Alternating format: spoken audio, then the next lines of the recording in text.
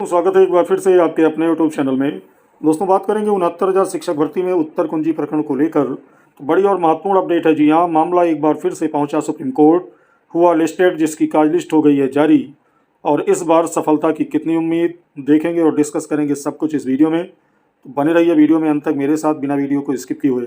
और यह दोस्तों पहली बार इस चैनल से जुड़ रहे हैं और आगे भी चाहते हैं कि इस मुद्दे से जुड़ी सारी सूचनाएं आपको लगातार इस चैनल के माध्यम से मिलती रहें, तो चैनल को सब्सक्राइब अवश्य कर लें ताकि मेरे वीडियो के नोटिफिकेशन आप तक बिना रुकावट पहुंचते रहें।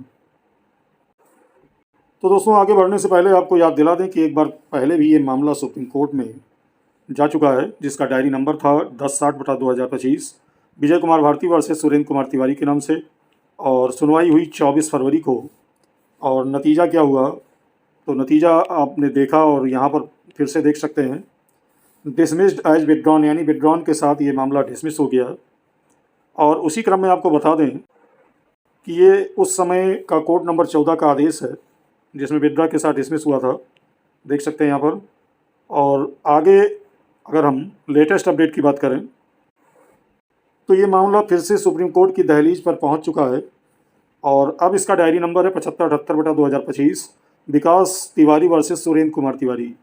और आगे अगर हम इसमें डिटेल देखें तो डिटेल में आप देख सकते हैं 1/4/2025, यानी 1 अप्रैल 2025 को ये फिर से उसी बेंच में, यानी हॉनरेबल जस्टिस दत्ता जी की बेंच है और मनमोहन जी की बेंच है, जिसमें पिछला मामला डिस्पोज्ड हुआ था, उसी में ये फिर से लग चुका है सीरियल नंबर 11 पर। आगे हम कार्य लिस्ट भी देखेंगे। और यहाँ देख सकते हैं कंप्यूटर जनरेटेड डेट 1/4/2025। और रिस्पॉन्डेंट की बात करें तो रिस्पॉन्डेंट में लगभग शुरुआती जो लोग थे वही हैं सुरेंद्र कुमार तिवारी, अनिल भूषण चतुर्वेदी, नेहा त्रिपाठी और सुनीता यादव, सिफा, संजय कुमार। और रिस्पॉन्डेंट इसमें और बढ़ गए हैं, यानी टोटल इसमें रिस्पॉन्डेंट अब 19 हैं, देख सकते हैं। और पिटिशनर के एडवोकेट हैं देवेंद्र कुमार शुक्ला। और दोस्तों, इसका और डिटेल अगर हम देखें तो इसमें जो डिफेक्ट लगा था वो 15/3/2025 को हटा लिया गया है। और इसमें चैलेंज क्या किया गया है, तो चैलेंज की बात करें तो यहाँ पर देख सकते हैं रिमार्क में अगेंस्ट 12/11/2024, यानी 12/11/2024 को जो नेहा त्रिपाठी के कंटेम्प्ट का ऑर्डर आया था उसको चैलेंज किया गया है। और जो आरक्षण मामले का आदेश 13/8/2024 को डिलीवर हुआ था 172/2023 अशोक यादव एंड अदर्स, उसको यहाँ पर चैलेंज किया गया है, देख सकते हैं। नोटिफिकेशन डेट 14/2/2025 है। और आगे दोस्तों अगर हम उस डेट की, यानी 1/4/2025 की मेन कार्य लिस्ट पर निगाह डालें, कोड नंबर 14 की, जो कि दत्ता जी की बेंच है,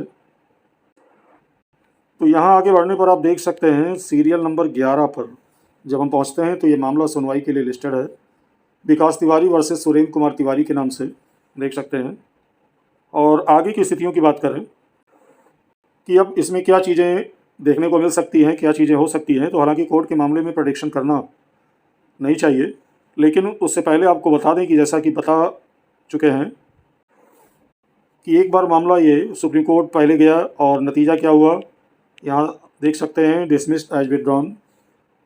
और उसी बेंच में फिर से मामला गया है। तो अब क्या कुछ चीज़ें होंगी ये तो भविष्य के गर्भ में है, सुनवाई के बाद ही पता चलेगा। लेकिन कहीं ना कहीं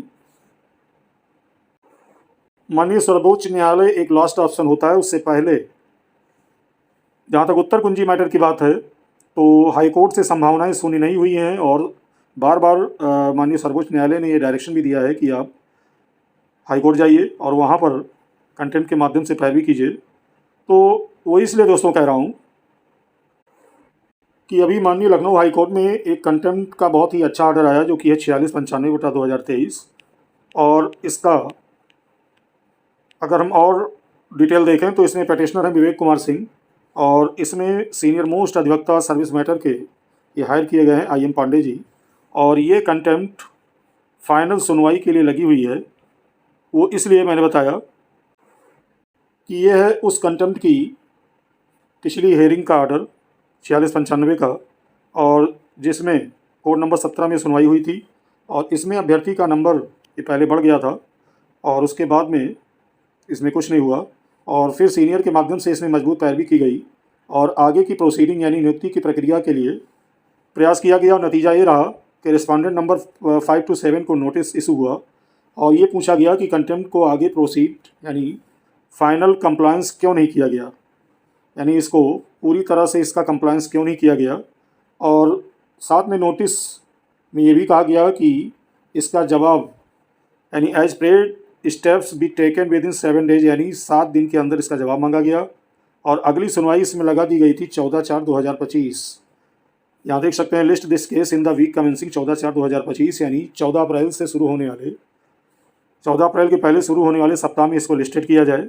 और उसके बाद की स्थितियों की बात करें तो ये केस अब फाइनल स्टेज पर चल रहा है और जिसकी लिस्टिंग होनी है नेक्स्ट काज लिस्ट में, यानी यहाँ पर बहुत कुछ देखने को मिल सकता है जो कि अन्य अभ्यर्थियों के लिए भी आगे नियुक्ति का मार्ग खोल सकता है। इस कंटेम्प्ट का ऑर्डर कहने का मतलब दोस्तों यह है कि इसकी हेयरिंग का वेट कर लेना चाहिए, जहाँ तक मेरा पॉइंट ऑफ व्यू है, क्योंकि इस पर सीनियर के माध्यम से लगातार मजबूत पैरवी की जा रही है। तो कहीं ना कहीं नियुक्ति का मार्ग यहीं से खुलता हुआ दिखाई दे सकता था।